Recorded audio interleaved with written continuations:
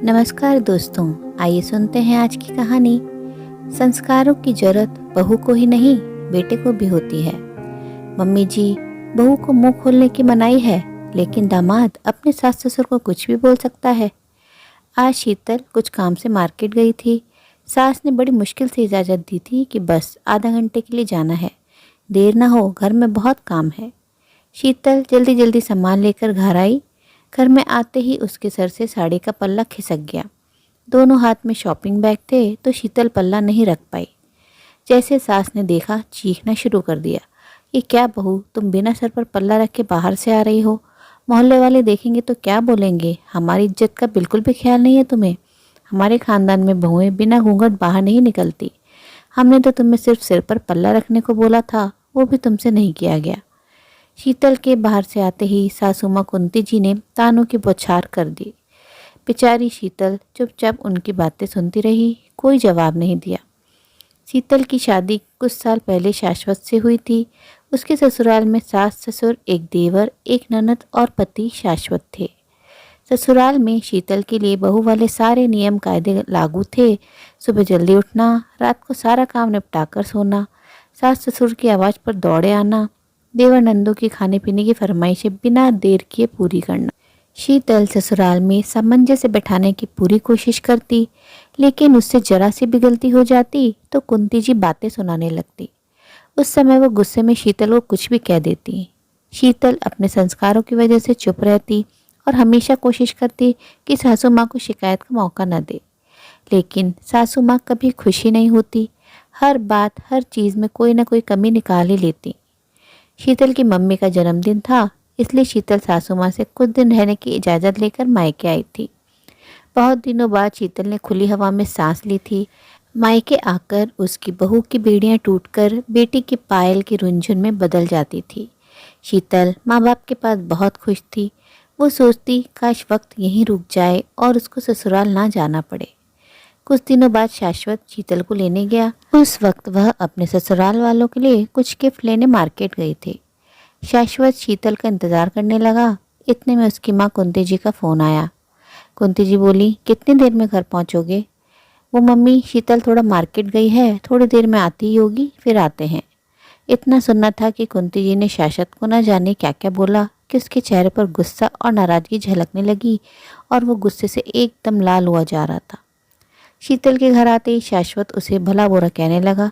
जब शीतल के mummy papa ने उसे समझाना चाहा तो गुस्से में उसने उनको भी बहुत सुना दिया। शाश्वत को अपने मम्मी पापा का अपमान करते देख शीतल के आंसू बहने लगे। वो शाश्वत को कुछ कहना चाह रही थी, लेकिन शीतल की मम्मी ने उसे चुप रहने का इशारा किया। मजबूरी में शीतल चुपचाप सब सुनती रही। शीतल से अपने माँ बाप का अपमान सहन नहीं हो रहा था। पूरे रास्ते दोनों ने आपस में बात नहीं की। घर में कदम रखते ही कुंती जी ने शीतल को फटकारना शुरू कर दिया। तुम्हें कहा था कि शाश्वत लेने आ रहा है, फिर तुम मार्केट क्यों गई? क्या मायके जाकर तुम अपनी मनमानी करने लगोगी? तुम्हारी माँ ने सिखाया नहीं कि बहू को कैसे रहना चाहिए? अब तुम बेटी के साथ साथ बहू भी हो। शीतल पहले ही शाश्वत के व्यवहार के कारण दुखी थी। आते ही सास के ताने सुनकर उसका सब्र का बांध टूट गया। मम्मी जी, मैं आप लोगों के लिए गिफ्ट लेने गई थी, मार्केट में भीड़ थी इसलिए आने में देर हो गई, और मेरी माँ ने मुझे बहुत कुछ सिखाया है, इसलिए मैं आज तक चुप थी। हमेशा आपकी खरी खोटी सुन लिया मैंने, कभी जवाब नहीं दिया। ये मेरी माँ के संस्कार ही थे।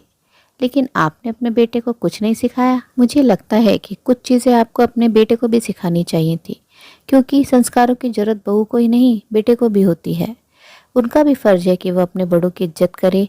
बहू बनते ही लड़की के पाँव में संस्कारों, रिवाजों, शर्म हया की न जाने कितनी बेड़ियाँ पहना दी जाती हैं, लेकिन बेटा शादी के बाद भी वैसा ही रहता है। वो भी किसी का पति, किसी का दामाद, किसी का जीजा बनता है, पर उसके लिए कोई नियम नहीं। बहू को मुंह खोलने की मनाही है, लेकिन दामाद अपने सास ससुर को कुछ भी बोल सकता है। आप किस संस्कार की बात कर रही हैं सासू माँ? इज्जत बस आपकी नहीं, मेरे माँ बाप की भी इज्जत है। कोई मेरे माँ बाप का अपमान करे, यह मुझे भी बर्दाश्त नहीं, चाहे वह मेरे पति ही क्यों ना हो। मैं आपका पूरा सम्मान करती हूँ और आगे भी करती रहूँगी, लेकिन अब मैं बेड़ियों में नहीं बंधूंगी। मेरी अपनी इच्छाएं और ख्वाहिशें भी हैं, जिनको बहू होने के नाते मुझसे छीन लिया गया है, पर अब मैं आज़ादी से रहना चाहती हूँ, खुलकर सांस लेना चाहती हूँ। इस घर के दकियानुसी रिवाजों को तोड़ना चाहती हूँ। आगे आने वाली बहू इस घर में खुलकर सांस ले सके। अपने को बेचारी बनाकर मैं खुद को अपनी और उनकी नज़रों में नहीं गिराना चाहती। कुंती जी और शाश्वत शीतल को हैरानी से देखते रहे। उनको शीतल ऐसे जवाब देगी उम्मीद नहीं थी। दोनों ने चुप रहना ही उचित समझा। शायद ऐसी गलती वो फिर कभी नहीं करेंगे। उस दिन के बाद से शीतल ने उस घर में अपने लिए जगह बना ली थी। अब वो गलत को बर्दाश्त नहीं करती, क्योंकि वो बेचारी नहीं थी। उसको सही गलत का फ़र्क पता था। साथ ही अपने व अपनों के सम्मान की रक्षा करना भी उसे बखूबी आता था, बिना किसी का अपमान किए। जब एक लड़की ससुराल में सबके प्रति अपने दायित्व दिल से निभाती है और बड़ों के साथ साथ छोटों को भी भरपूर स्नेह व सम्मान दे सकती है, तो फिर अपना व अपने माता पिता भाई बहनों का अपमान कैसे सहन कर सकती है। उम्मीद है दोस्तों कहानी पसंद आई होगी। कहानी अच्छी लगी हो तो अपनी राय कमेंट बॉक्स में ज़रूर साझा करें और अपने मित्रों व प्रियजनों के साथ भी शेयर ज़रूर करें।